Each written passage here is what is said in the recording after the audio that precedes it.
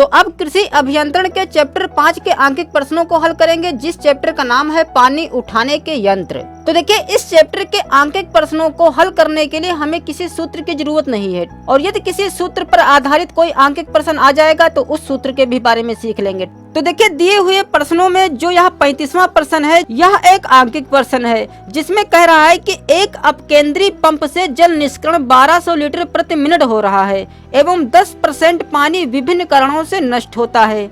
गणना कीजिए कि 1 हेक्टेयर फसल, जिसे कि 5.6 हेक्टेयर सेंटीमीटर पानी की आवश्यकता है, को खींचने में कितना समय लगेगा।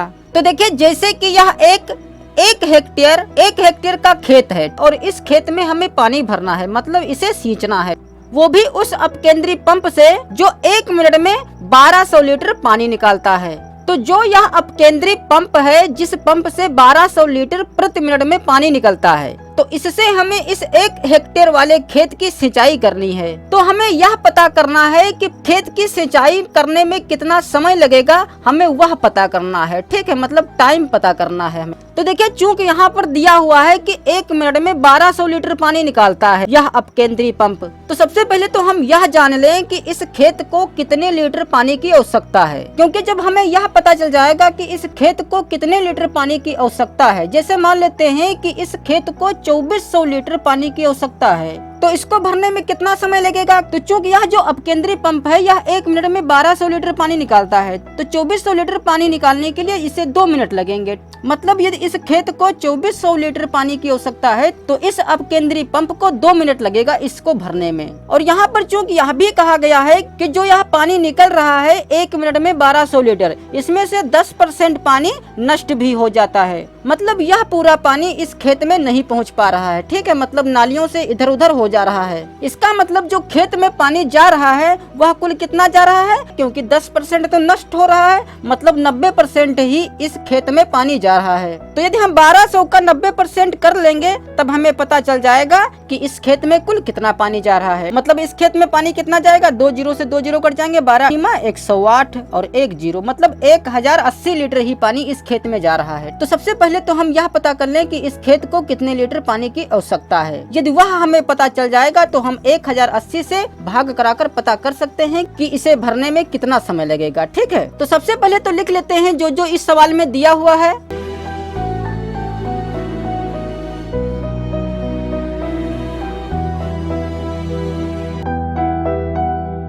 तो देखिए, इस खेत में कितना पानी है हम यह कैसे पता करेंगे। तो चूंकि यह जो खेत है यह 1 हेक्टेयर का है, और 1 हेक्टेयर जो होता है वह 10,000 मीटर स्क्वायर के बराबर होता है। मतलब इस खेत की लंबाई और चौड़ाई की गुणा कराई गई होगी, तब 10,000 मीटर स्क्वायर आया है। ठीक है, हो सकता है कि यह खेत वर्गाकार हो, मतलब 100 मीटर इसकी लंबाई भी हो और 100 मीटर इसकी चौड़ाई भी हो, तब इसकी गुणा कराकर 10,000 आया है। या इसकी लंबाई 500 रही होगी और चौड़ाई 20 रही होगी, ठीक है, तब भी इसकी गुणा कराएंगे तब भी 10,000 मीटर स्क्वायर ही आएगा। तो लंबाई और चौड़ाई की गुणा तो यह आ गई 10,000 मीटर स्क्वायर। और चूंकि इस खेत में 5.6 सेंटीमीटर ऊंचाई तक पानी भी है, तो यह एक घनाभ का रूप हो जाएगा। और घनाभ का जो आयतन होता है वह होता है लंबाई गुणे चौड़ाई गुणे ऊंचाई। तो लंबाई और चौड़ाई की गुणा आई है 10,000 और गुणे इसकी ऊंचाई कितनी है 5.6 सेंटीमीटर। ठीक है, और यह मीटर में है, इसका मतलब इस सेंटीमीटर को हमें मीटर बनाना होगा। तो मीटर बनाने के लिए हमें 100 से भाग कराना पड़ेगा, क्योंकि सेंटीमीटर छोटी इकाई है और मीटर बड़ी इकाई है, और छोटा से जब हम बड़ा बनाते हैं तो हमें भाग कराना होता है। ठीक है, तो इस 2 जीरो से ये 2 जीरो कट जाएंगे, तो हमारे पास क्या बचेगा 560। मतलब जो इसका आयतन आया है वह आया है 560 मीटर क्यूब। और हम जानते हैं कि जो 1 मीटर क्यूब होता है वह 1000 लीटर के बराबर होता है। तो 560 मीटर क्यूब में कितने लीटर हो जाएंगे, तो हम 1000 से गुणा कराकर पता कर सकते हैं, जो कि हो जाएगा 560 और 3 जीरो, तो यह हो जाएगा 5,60,000 लीटर। मतलब इस खेत को जो पानी की आवश्यकता है वह है 5,60,000 लीटर। तो इतना हमें सब कुछ करने की आवश्यकता नहीं है, हम सीधे सीधे लिख सकते हैं, क्योंकि 1 हेक्टेयर सेंटीमीटर में 1,00,000 लीटर होते हैं। तो जो यहाँ पर यह पानी की ऊंचाई है, तो यदि हम इसका 1,00,000 गुना कर देंगे तो हमें पता चल जाएगा कितने पानी की आवश्यकता है। तो ये सब कुछ ना करें, सीधे सीधे लिख सकते हैं।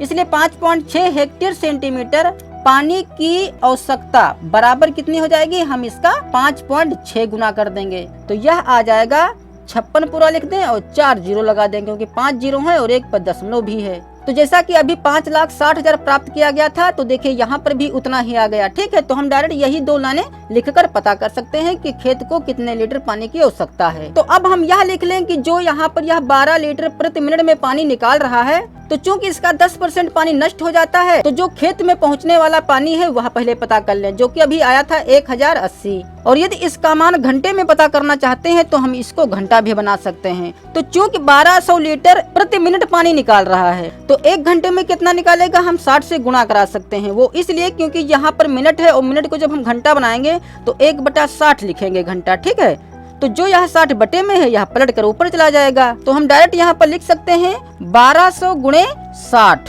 तो अब यह बन गया लीटर प्रति घंटा। तो अब पता कर लें कि प्रति घंटा में जो पानी निकल रहा है तो उसमें से कितना पानी इस खेत में जा रहा है, क्योंकि 10% तो नष्ट ही हो जाता है। तो लिखेंगे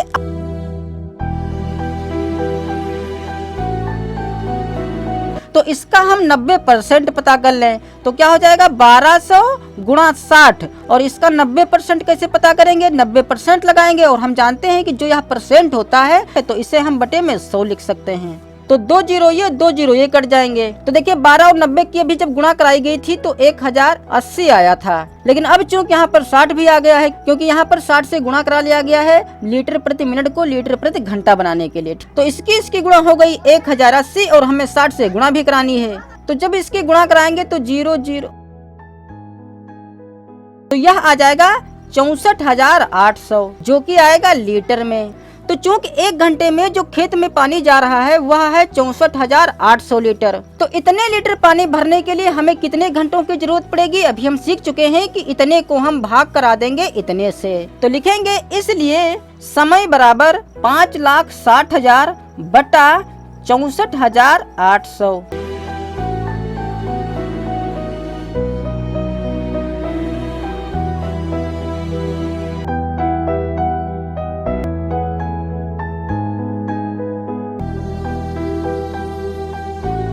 तो चूंकि यह समय है और समय यहाँ पर घंटा बना लिया गया था इसलिए इसका मान घंटे में आएगा। और यदि यहाँ पर घंटा नहीं बनाते 60 से गुणा नहीं कराते तो जो यहाँ पर यह मान आया था यह मिनट में आता। ठीक है, तो यह हो जाएगा हमारा आंसर। अब देखिए जो अगला क्वेश्चन है 36वां, इसमें कह रहा है कि गणना कीजिए डेसिमल 5 हेक्टेयर फसल की सिंचाई को कितना समय लगेगा यदि जल उत्थापक का जल स्राव 1000 लीटर प्रति मिनट है तथा 10% पानी बहने के कारण नष्ट हो जाता है, जबकि फसल में पानी की आवश्यकता 5.4 हेक्टेयर सेंटीमीटर प्रति हेक्टेयर है। तो देखिए यह क्वेश्चन भी इम्पोर्टेंट है क्योंकि यह भी बोर्ड परीक्षा में पूछा जा चुका है। तो चूंकि 35वें सवाल में जल निस्सरण दिया हुआ था लेकिन यहाँ पर दिया हुआ है जल स्राव। ठीक है, तो हम यहाँ पर लिखेंगे जल स्राव जो कि दिया हुआ है 1000 लीटर प्रति मिनट। तो चूंकि यहाँ पर 1000 लीटर प्रति मिनट है तो जब हम इसे लीटर प्रति घंटा बनाएंगे तो हमें 60 से फिर गुणा कराना पड़ेगा। तो यह हो जाएगा 1000 गुणा 60। ठीक है, तो बन जाएगा लीटर प्रति घंटा। और इसमें भी देखिए जो पानी नष्ट हो रहा है वह 10% ही नष्ट हो रहा है। तो यहाँ पर जो लिखा है नष्ट पानी बराबर 10%, यह तो यही रहेगा। और फिर देखिए कह रहा है कि जबकि फसल में पानी की आवश्यकता 5.4 हेक्टेयर सेंटीमीटर प्रति हेक्टेयर है, मतलब खेत में पानी की जो ऊंचाई होनी चाहिए वह होनी चाहिए 5.4 सेंटीमीटर। तो देखिए यहाँ पर चूंकि सवाल कह रहा है कि 0.5 हेक्टेयर फसल की सिंचाई में कितना समय लगेगा, तो चूंकि यहाँ पर 0.5 दिया हुआ है हेक्टेयर, मतलब यह आधा हेक्टेयर दिया हुआ है। ठीक है, क्योंकि 0.5 को हम आधा कहते हैं। ठीक है, अगर यह 0 नहीं लगा है तब भी हम यहाँ पर 0 मान सकते हैं। तो जो यह 0.5 है तो इसे हम 5/10 लिख सकते हैं, क्योंकि 0.5 को हम 1 मान सकते हैं। तो जब यह दशमलव कटेगा तो एक नीचे 0 बढ़ जाएगा। तो 5 × 5 5 दूना 10 बराबर 1/2 हो जाएगा और 1/2 आधा कहलाता है। तो चूंकि 1 हेक्टेयर सेंटीमीटर पानी की आवश्यकता जो होती है वह होती है 1 लाख लीटर। ठीक है, तो चूंकि यहाँ पर आधा ही हेक्टेयर है, मतलब 0.5 हेक्टेयर है, 1 हेक्टेयर पर 1 लाख था, तो आधा हेक्टेयर पर कितना हो जाएगा, 1 लाख का आधा कर देंगे तो रह जाएगा 50,000। लीटर। तो अब इसे सब कुछ यहाँ पर चेंज कर लें तो 5.6 की जगह पर हम कितना रखेंगे, 5.4 हेक्टेयर सेंटीमीटर पानी की आवश्यकता बराबर। अब हम क्या करेंगे, 5.4 में हम 50,000 से गुणा कराएंगे। तो जब 50,000 से गुणा कराएंगे, चूंकि यहाँ पर 4 जीरो है और 1 पर दशमलव है, ठीक है, तो 1 जीरो तो यहाँ से हट जाएगा, तो 3 जीरो पहले लगा लें। अब 5 की गुणा इसमें करा लें तो 5 चक्कू 20, हासिल 2, 5 पचे 25, 2 27। तो यह आ जाएगा 2,70,000 लीटर। तो अब हम 1 घंटे में खेत में कितना पानी गया है वह पता कर लें, क्योंकि पानी जो है 10% नष्ट हो जाता है, मतलब कुल 90% ही पानी वहाँ जा पा रहा है खेत में, ठीक है। तो इसे अब हल कर लें।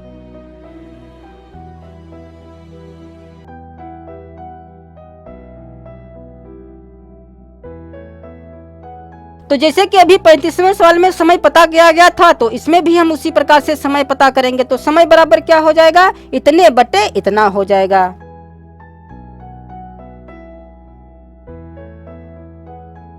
तो यह बचेगा 5 घंटे, अतः यह हो जाएगा हमारा आंसर।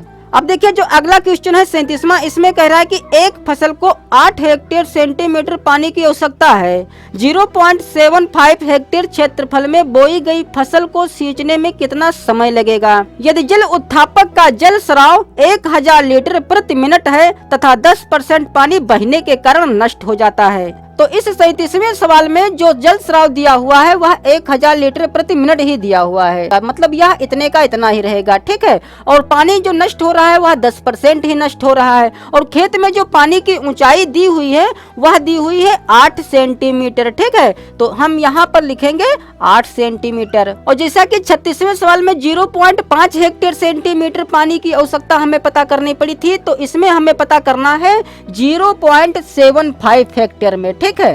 तो चूंकि 1 हेक्टेयर सेंटीमीटर पानी की आवश्यकता जानते हैं हम कि 1 लाख लीटर होती है, और हमें पता करना है 0.75 हेक्टेयर पर।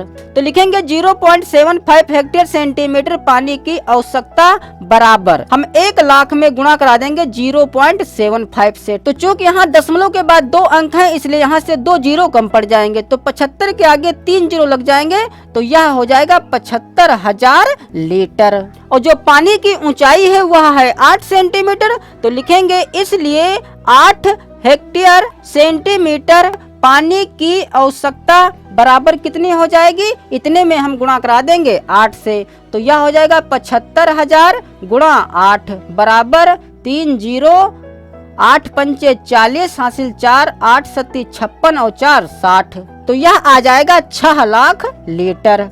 तो चूंकि जो जल स्राव है वह तो है 1000 गुणे 60 लीटर प्रति घंटा, ठीक है, मतलब यह तो ज्यों का त्यों ही रहेगा, क्योंकि 10% पानी नष्ट हो रहा है तो 90% ही खेत में पानी जाएगा। तो हम यही करेंगे, जो कि आ जाएगा 54,000 लीटर। तो समय बराबर क्या हो जाएगा, 6 लाख बटा कर देंगे 54,000।